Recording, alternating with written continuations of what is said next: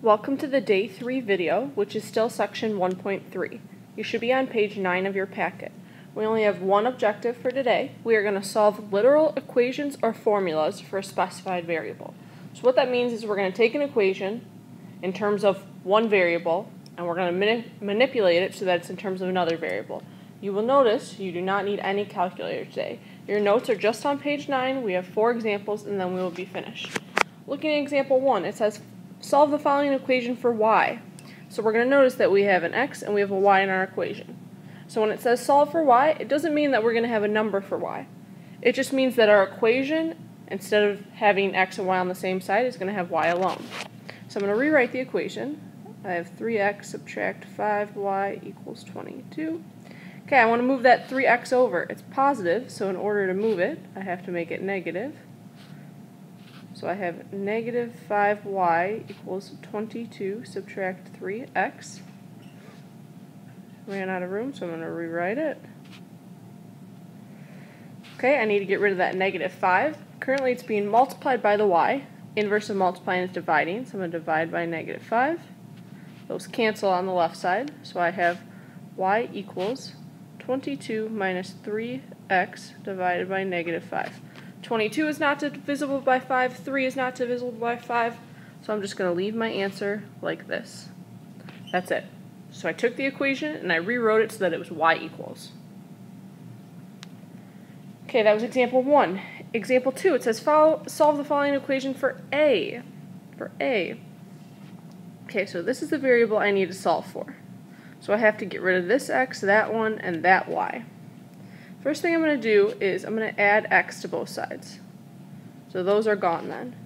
So I have y plus a over x equals z plus x. Okay, now I need to determine, do I need to get rid of the y first or do I need to get rid of the x first on the left side? Well, because y and a are both in the numerator, it's kind of like they have parentheses around each other, I have to get rid of that x first. Currently I'm dividing by x. The inverse of dividing is multiplying by x. So I'm going to multiply both sides by x. When I multiply the left side by x, those go away.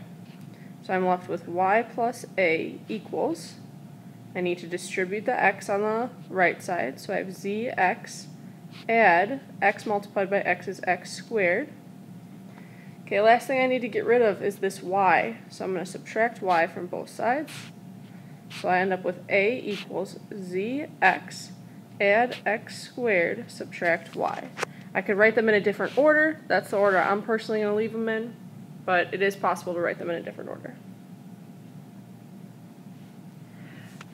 Okay, so those were examples 1 and 2. Right now, I would like you to pause the video and do both examples 3 and 4 on your own. So pause the video, do both examples, and when you come back, I will show you the answer.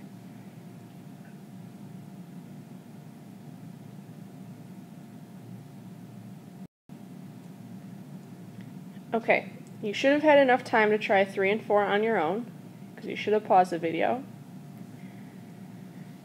I'm going to show you the different possible answers that you could have gotten for 3. Well, 3, we're actually going to do this one on our own, because there's many different ways that you could have done it. So solve the following equation for z. Okay, so I'm going to bet what most of you did is you started by distributing the 13k, which is fine.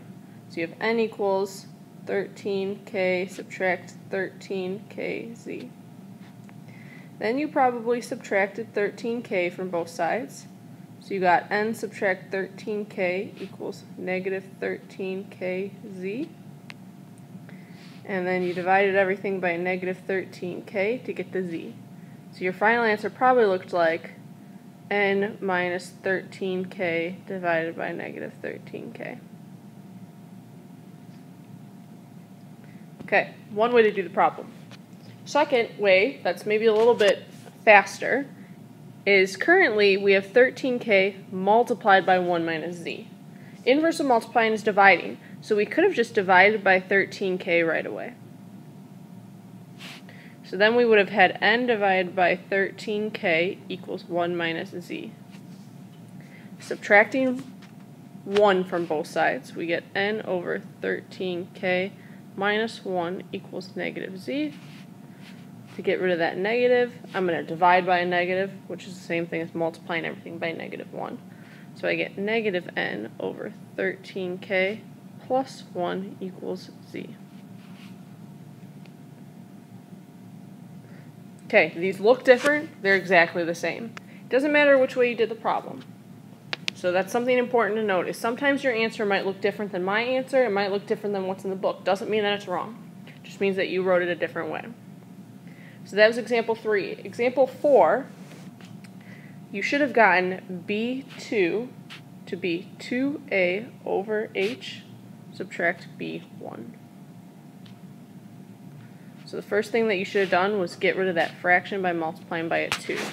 That would have given you 2a equals h and then b1 plus b2. I then divided everything by h. So I got 2a over h equals b1 plus b2, and then I subtracted b1. Again, if your answer looks different, that's fine. Doesn't mean that it's wrong, it just means that you got a different answer. Maybe at this step, you distributed the 2h, and you got 2a equals hb1 plus hb2. Then you subtracted this and divided by h. That's fine also. Your answer doesn't have to look identical to mine. Okay, that was it. If you have any questions, please bring them into class. We will be checking your notes for all 4 examples to see that you have the correct answer and that you have the work. When you come to class, we're going to be doing some examples in the packet with this, and then we're going to be doing some more examples in the book. Thank you, and see you tomorrow.